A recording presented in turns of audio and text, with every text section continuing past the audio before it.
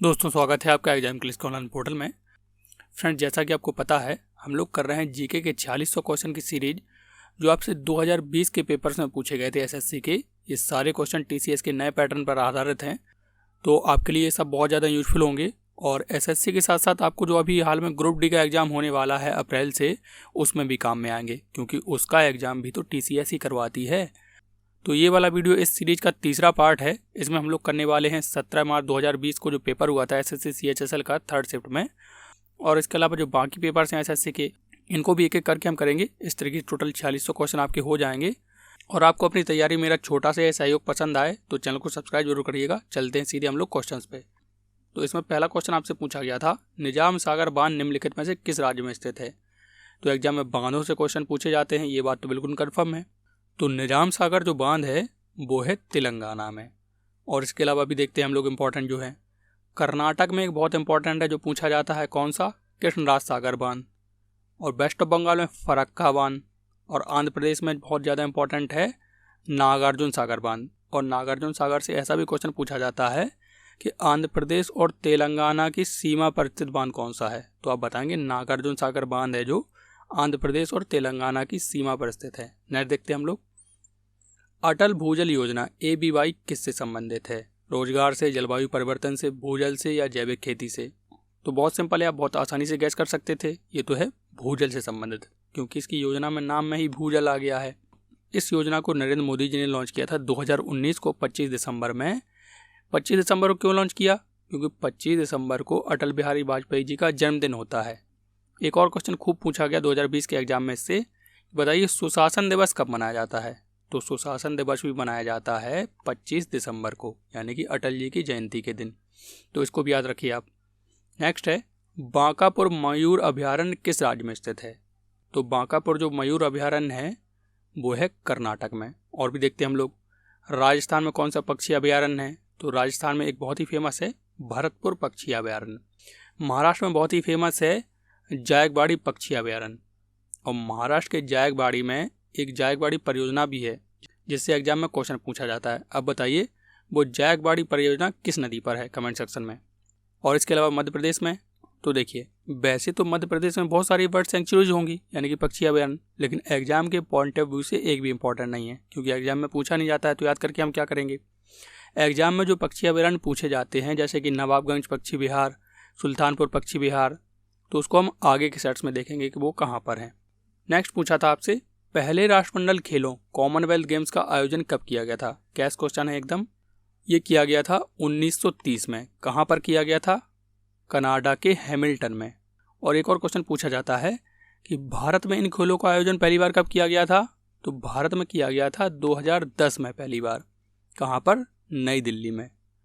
Next पूछा था आपसे, भारत में पहले क्षेत्रीय ग्रामीण बैंक की स्थापना किस वर्ष की गई थी। तो देखिए पहले से क्वेश्चन खूब पूछा जाता है। जो चीज़ें पहले पहले होती हैं उनको तो आप बिल्कुल याद करके रखिए। तो पहले क्षेत्रीय ग्रामीण बैंक की स्थापना हुई थी 1975 में 2 अक्टूबर के दिन। और उस ग्रामीण बैंक का नाम था प्रथमा बैंक, क्योंकि ये प्रथम खुली है ना, तो इसको याद रखना भी आसान हो गया। और इसको अब प्रथमा यूपी ग्रामीण बैंक के नाम से भी जाना जाता है। और इसका जो हेडक्वार्टर है वो उत्तर प्रदेश के मुरादाबाद में है। नेक्स्ट पूछा गया था, गुरुत्वीय तरंगों का पता लगाने के लिए सर्वप्रथम किस उपकरण का प्रयोग किया गया था। किसका किया गया था? सबसे पहले लीगो का प्रयोग किया गया है। बहुत पूछा जाता है एग्जाम में। लीगो का फुल फॉर्म होता है the laser interferometer gravitational wave observatory. और ये ऑब्जर्वेटरी है कहाँ? ये अमेरिका में 2 जगहों पर स्थित है। मतलब 2 ऑब्जर्वेटरीज हैं अमेरिका में, अलग अलग जगह पर स्थित हैं। अब कंफ्यूज मत होइए, करंट का क्वेश्चन नहीं है। ये जो लेबोरेटरी है बहुत पहले बन चुकी थी, लगभग 2002 के आसपास एक कंप्लीट बन चुकी थी। और इसका जो काम है कॉस्मिक वेव्स का अध्ययन करना है कि ब्रह्मांड में ग्रेविटेशन कैसे काम करता है। तो इसको आप याद कर लीजिए, बार बार पूछा जाता है एग्जाम में ये। नेक्स्ट पूछा था, मुस्लिम लीग की स्थापना कब की गई थी। तो मुस्लिम लीग की जो स्थापना थी इनमें से, वो की गई थी 1906 में। अगर आपसे क्वेश्चन पूछा जाए कि मुस्लिम लीग की स्थापना किसने की थी, तो आपको पहले ऑप्शन में मिलता है मोहम्मद अली जिन्ना। हम लोग टिक करते हैं और आगे बढ़ते हैं और खुश होते हैं, इतना सिंपल क्वेश्चन कैसे पूछ लिया। दरअसल ये आंसर गलत है, मोहम्मद अली जिन्ना ने नहीं की थी। किसने की थी इसकी स्थापना? ढाका के नवाब सलीमुल्लाह खां और आगा खां ने की थी। तो इसको आप बिल्कुल अच्छे से याद रखिए कि मोहम्मद अली जिन्ना ने इसकी स्थापना नहीं की थी। हाँ, ये बात अलग है कि 1930 के दशक के बाद मुस्लिम लीग के प्रखर नेता के रूप में मोहम्मद अली जिन्ना आए थे, जो इसको नई ऊंचाइयों पर ले गए थे मुस्लिम लीग को। नेक्स्ट देखते हैं, भारत के नौगम में अंतर्देशीय जलमार्ग की अनुमानित लंबाई कितनी है। देखिए यहाँ पर नौगम में पूछा है ना, जिस पर नौका या नाव जा सके, और अंतर्देशीय जलमार्ग मतलब देश के अंदर। इसका मतलब है भारत की कुल नदियों और नहरों की लंबाई को हम जोड़ दें तो वो टोटल कितनी हो जाएगी, वो हो जाएगी टोटल 14,500 किलोमीटर। अगर आप इसको याद करने में कठिनाई महसूस कर रहे हैं तो इसको मील्स में याद कर लीजिए। टोटल जो अंतर्देशीय जलमार्ग की लंबाई है वो है 9,000 मील्स। तो इसको आप आसानी से कनेक्ट कर पाएंगे कैसे, देखिए नौगम में 9 आ रहा है ना, मतलब जिसमें नौका जा सके, और यहाँ पर भी 9 माइल्स है, और बाद में माइल्स को आप कन्वर्ट कर लीजिए। 1 माइल में होता है 1.6 किलोमीटर। तो इससे आप भूलेंगे भी नहीं और आपको याद भी हो जाएगा। नेक्स्ट है पाइथन एक है, क्या है पाइथन। तो ये वाला क्वेश्चन भी बार बार रिपीट हो रहा है। अभी जो आरआरबी एनटीपीसी के एग्जाम चल रहे हैं उनमें ये तो क्वेश्चन लगभग डेली के शिफ्ट में पूछा जा रहा है कि पाइथन क्या है। तो पाइथन जो है वो एक कंप्यूटर की लैंग्वेज है, लेकिन लो लेवल लैंग्वेज है कि हाई लेवल लैंग्वेज, ये कैसे याद रहेगा हमें। तो देखिए अगर मैं आपसे मजाक के लिए कहूँ कि एक पार्क में बहुत सारे सांप टहल रहे हों, एक जो वाटर स्नेक टहल रहा है, एक वहीं पर कोबरा टहल रहा है, और भी दूसरे दुनिया के दूसरे सांप टहल रहे हैं, उसी में एक टहल रहा है पाइथन यानी कि अजगर, जो कि सबसे भारी होता है और बड़ा भी होता है। तो आप बताइए क्या आप पाइथन से रिलेट करके, उसके भारीपन से रिलेट करके आप इसको हाई लेवल लैंग्वेज को याद नहीं कर सकते। बिल्कुल कर सकते हैं कि पाइथन जो है वो एक हाई लेवल लैंग्वेज है। यहाँ पर इसका लोगो देख लीजिए, इसमें भी 2 पाइथन्स को इन्होंने दिखाया है। और इसके डेवलपर कौन है, इसके डेवलपर हैं गाइडो वैन रोजम। नेक्स्ट पूछा गया था आपसे, जयपुर के हवा महल की बाहरी दीवारों पर कितनी खिड़कियां हैं। तो मैं तो कहूँगा ये ज़बरदस्ती वाला क्वेश्चन है। एग्जामिनर का जब मन होता है हम लोग से मजाक करने का तो ऐसा ही क्वेश्चन पूछता है। तो मैं तो ये सजेस्ट करूँगा कि आप एग्जाम टाइम में इस क्वेश्चन पर ज़्यादा टाइम वेस्ट मत करिए, इसको छोड़ दीजिए। वैसे इसका जो राइट आंसर था वो था 953 खिड़कियाँ हैं। नेक्स्ट है, इब्राहिम लोदी दिल्ली का सुल्तान कब बना था। इसमें भी थोड़ा सा उसने फंसा दिया, लेकिन इसको हम एलिमिनेट कर पाएंगे कैसे, क्योंकि 1526 में हुआ था पानीपत का प्रथम युद्ध। आप सबको पता है किस किस के बीच हुआ था, इब्राहिम लोदी और बाबर के बीच हुआ था, जिसमें बाबर विजयी हुआ था और इब्राहिम लोदी हार जाता है, और भारत में तब से मुगल वंश की स्थापना हो जाती है। इससे पहले भारत के शासन को दिल्ली सल्तनत के नाम से जाना जाता था। तो 1526 में तो नहीं बना था, ये वाला गलत हो गया। 1527 में भी नहीं बना होगा क्योंकि तब तो बाबर आ गया था, 2 गलत हो गए। अब आप 50% का चांस लेके इन दोनों में से कोई एक टिक कर सकते हैं। इसका राइट आंसर है 1517। नेक्स्ट पूछा गया था, बांग्लादेश, भूटान, भारत और नेपाल BBIN इन 4 सार्क देशों के उप समूहन के बीच यात्री, कार्मिक और कार्गो वाहन यातायात के विनियमन के लिए किस वर्ष ऐतिहासिक मोटर वाहन समझौते MVA पर हस्ताक्षर किए गए थे। तो इसको देखने से पहले हम थोड़ा सा सार्क के बारे में समझ लेते हैं कि सार्क है क्या। सार्क का जो फुल फॉर्म होता है वो होता है south Asian association for regional cooperation. इसकी जो स्थापना थी वो की गई थी 1985 में। अब इसको सार्क क्यों कहते हैं, साउथ एशियन क्यों कहते हैं, इसको भी देख लेते हैं। देखिए ये है आपका ग्लोब। ग्लोब में ये वाला जो पार्ट है यहाँ से लेके ये पूरा इंडोनेशिया को शामिल करते हुए ये है एशिया। अब एशिया के साउथ में अपना भारत पड़ता है और भारत से सटे हुए कुछ देश हैं उनको कहते हैं साउथ एशिया। तो इन देशों का जो समूह है वो कहलाता है सार्क, मतलब south Asian association for regional cooperation. इसमें कौन कौन से देश आते हैं, इसमें 8 देश आते हैं जिनकी सीमा भारत से लगती है। कौन कौन से, अफगानिस्तान, बांग्लादेश, भूटान, इंडिया, मालदीव, नेपाल, पाकिस्तान और श्रीलंका। आप कहेंगे मालदीव की सीमा तो लगती ही नहीं भारत से, बिल्कुल लगती है, समुद्री सीमा तो लगती है। अब अगर मैं आपसे क्वेश्चन पूछना चाहूँ तो क्या आप उसका जवाब देंगे मुझे। अब बताइए सार्क का जो मुख्यालय है वो कहाँ है। इसके लिए मैं थोड़ी सी हिंट दे रहा हूँ आपको, क्योंकि एग्जाम में क्वेश्चन पूछा जाता रहता है। हिंट ये है कि इनमें से उसी कंट्री में सार्क का मुख्यालय है जिसका जो फ्लैग है वो वर्ल्ड में एकमात्र ऐसा फ्लैग है जो तिकोना है। एक चीज़ और मैं यहाँ पर क्लियर करना चाहता हूँ, सार्क और आसियान में आप कंफ्यूज हो जाते हैं कि सार्क का सदस्य तो भारत है लेकिन आसियान का सदस्य भारत है या नहीं। तो देखिए सार्क तो ये वाली कंट्रीज़ हो गई 8, आसियान कहाँ पर है, आसियान है ये वाली कंट्रीज जो भी थाईलैंड, मलेशिया, कंबोडिया वगैरह हैं, ये सब आसियान है। आसियान का फुल फॉर्म होता है association for south east Asian Nations.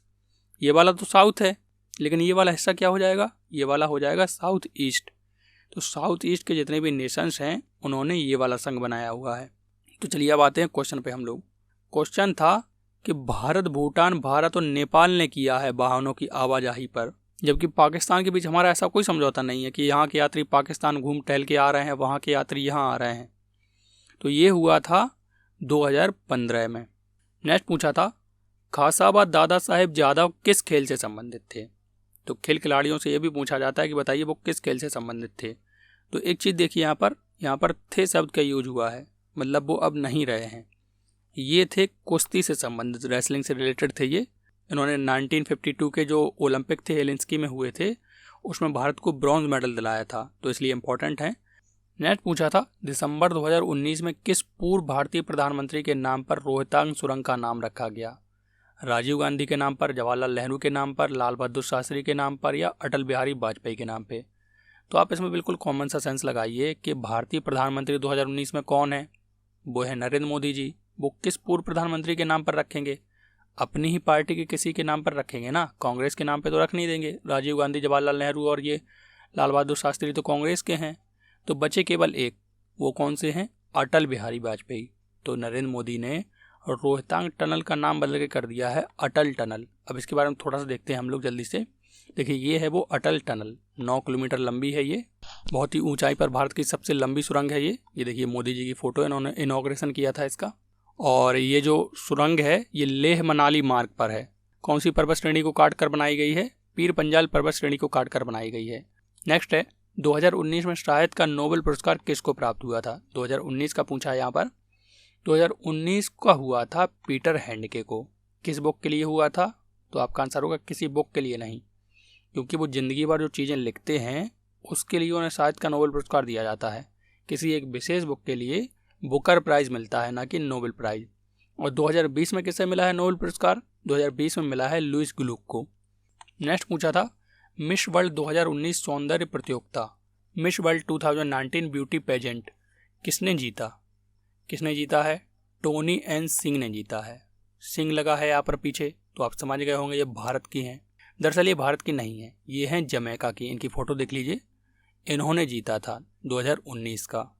और जो मानुषी छिल्लर हैं इन्होंने 2017 का मिस वर्ल्ड जीता था। नेक्स्ट है भारत के मुख्य चुनाव आयुक्त का कार्यकाल कितने समय का होता है। कैश क्वेश्चन है ये। भारत का जो मुख्य चुनाव आयुक्त होता है, चीफ इलेक्शन कमिश्नर, वो या तो 6 साल तक रहता है या जब तक कि वो 65 साल का ना हो जाए। नेक्स्ट पूछा था लिनक्स क्या है। तो लिनक्स और यूनिक्स बहुत परेशान करते हैं एग्जाम में। ये दोनों होते हैं ऑपरेटिंग सिस्टम। इस सबको कन्फ्यूजन मिटाने के लिए मैंने एक बहुत ही बेहतरीन वीडियो बनाया हुआ है, ये वाला आप इसको देख लीजिए। लाइफ में आपका कभी कोई क्वेश्चन नहीं फंसने वाला है। Operating system, browser, virus, antivirus को लेके पूछा जाता है एग्जाम में, इनमें से कौन सा ब्राउज़र नहीं है, कौन सा सर्च इंजन नहीं है। तो इस वीडियो को आप देखेंगे, सारी कन्फ्यूजन आपकी एक ही बार में दूर हो जाएगी। सजेस्ट करूँगा आप इस वीडियो को ज़रूर देखिए। नेक्स्ट है किस ऊतक में बहुत ही मोटी काष्ठीय भित्तियाँ होती हैं। देखिए यहाँ पर अंग्रेजी में नाम दिए हुए हैं सबके, तो इसको तो वैसे आप याद नहीं रख पाएंगे, बहुत ही टफ नेम है ये। यहाँ पर हमारी हिंदी काम में आ जाती। कैसे, बहुत ही मोटी काष्ठीय भित्तियाँ, यानी कि ये दृढ़ चीज़ के बारे में बात की जा रही है। और इनमें से केवल एक ही में लिखा हुआ है दृढ़ ऊतक। और अगर हम इसका आंसर करने की कोशिश करते हैं इंग्लिश वाले को देखकर, तो बहुत ज़्यादा टफ हो जाएगा इसको। नेक्स्ट है भारत के संविधान में मौलिक कर्तव्यों की अवधारणा किस देश से ली गई है। किस देश से ली गई है, रूस के संविधान से ली गई है, लेकिन ऑप्शन में तो रूस है ही नहीं, फिर किसको टिक करें हम। तो देखिए ये है ना पहला वाला, union of Soviet socialist Republic, इसी को रूस कहते हैं। यही टूट गया था 1991 में, इससे रूस अलग हो गया। और जितनी भी तान वाली कंट्रीज हैं, कजाकिस्तान, उज्बेकिस्तान, किर्गिस्तान, वो सारी कंट्री जिससे अलग हो गई थी। तो इसी देश के संविधान से लिए गए थे हमारे मौलिक कर्तव्य, यानी कि रूस के संविधान से। और भी देखते हैं अमेरिका के संविधान से क्या लिया गया है, मौलिक अधिकार लिए गए हैं। जर्मनी के संविधान से आपातकालीन प्रावधान, ऑस्ट्रेलिया के संविधान से समवर्ती सूची ली गई है। नेक्स्ट पूछा था श्वेत क्रांति का संबंध किससे है। बहुत सिंपल था, श्वेत क्रांति किससे है, दुग्ध उत्पादन से संबंधित है। और भी देखते हैं मछली उत्पादन से कौन सी क्रांति संबंधित है, नीली क्रांति। फसल उत्पादन से कौन सी है, हरित क्रांति। और अंडा उत्पादन से रजत क्रांति। नेक्स्ट था किस देश द्वारा विजडन क्रिकेटर्स अलमनाक प्रकाशित किया जाता है, जिसे अक्सर क्रिकेट के बाइबल के रूप में जाना जाता है। तो एक ये पुस्तक है, वार्षिक रूप से निकलती है, किसके द्वारा निकलती है, ये देख लीजिए इसको, विजडन क्रिकेटर्स अलमनाक। 2020 का वर्जन है ये। अब मैं अगर आपसे गेस करने के लिए कहूँ कि ये पुस्तक किस देश से निकलती होगी, तो उसी देश से ये पुस्तक निकलती है जिस देश से क्रिकेट का जन्म हुआ। मतलब कौन सा देश है वो? यूनाइटेड किंगडम, यानी कि इंग्लैंड। नेक्स्ट है, ढिमसा किस राज्य का आधिकारिक लोक नृत्य है? कर्नाटक का, महाराष्ट्र का, आंध्र प्रदेश का या राजस्थान का? देखिए, ढिमसा जो लोक नृत्य है इसकी उत्पत्ति हुई थी ओडिशा में। ओडिशा में ये किया जाता था, लेकिन यहाँ पर पूछ क्या रहा है? यहाँ पर पूछ रहा है किस राज्य का आधिकारिक लोक नृत्य है इस समय, तो ये है आंध्र प्रदेश का। आंध्र प्रदेश में अरकू घाटी है, वहाँ की जनजातीय महिलाएं इसको परफॉर्म करती हैं। और भी देख लेते हैं फोक डांस जो इम्पोर्टेंट है, जो एग्जाम में बहुत ज़्यादा पूछे जाते हैं। कर्नाटक से एक फोक डांस पूछा जाता है डोलू कुनीथा। इसी तरीके से महाराष्ट्र से पूछा जाता है लावड़ी, और राजस्थान से पूछा जाता है घूमर लोक नृत्य। नेक्स्ट है, निम्नलिखित में से कौन सा संभारक युग्म का एक उदाहरण है? समान परमाणु भार के जो तत्व होते हैं बस उनके परमाणु क्रमांक अलग होने चाहिए, वो कहलाएंगे आइसोबार। तो वैसे तो आपको ये टफ क्वेश्चन लग रहा होगा, अगर हम थोड़ा सा धैर्य रखें और ऑप्शन को एलिमिनेट करते जाएं तो हम इसके राइट आंसर तक पहुंच सकते हैं। हाइड्रोजन और हीलियम के बारे में आप जानते हैं, हाइड्रोजन का परमाणु क्रमांक 1 होता है और हीलियम का होता है 2, तो इसको यहाँ पर हमने लिख लिया। और ऑक्सीजन और कार्बन का आपको याद होगा, ऑक्सीजन का होता है परमाणु क्रमांक 8 और वेट कितना होता है 16, और कार्बन का होता है 6 और वेट कितना होता है, यानी कि एटॉमिक मास कितना होता है 12। तो इससे हमें ये पता चल रहा है कि ये दोनों तो आइसोबार नहीं है, क्योंकि इसका 1 है, इसका 4 है, इसका 16 है, इसका 12 है। अब बचे 2 ऑप्शन, 2 ऑप्शन को भी एलिमिनेट कर लेते हैं। ऑक्सीजन का 8 होता है परमाणु क्रमांक और क्लोरीन का 17 होता है। अगर हम इनको दोगुना भी कर दें तब भी ये किसी तरीके से आइसोबार नहीं हो रहा है। देखिए, तो इसको आप अनुमान कर सकते थे कि अगर इनका हम दोगुना करेंगे तो बहुत ज़्यादा अंतर हो जाएगा। बच रहा है एक ऑप्शन, तो यही वाला राइट आंसर था हमारा। कैल्शियम और आर्गन जो था वो संभारक होते हैं। कैसे?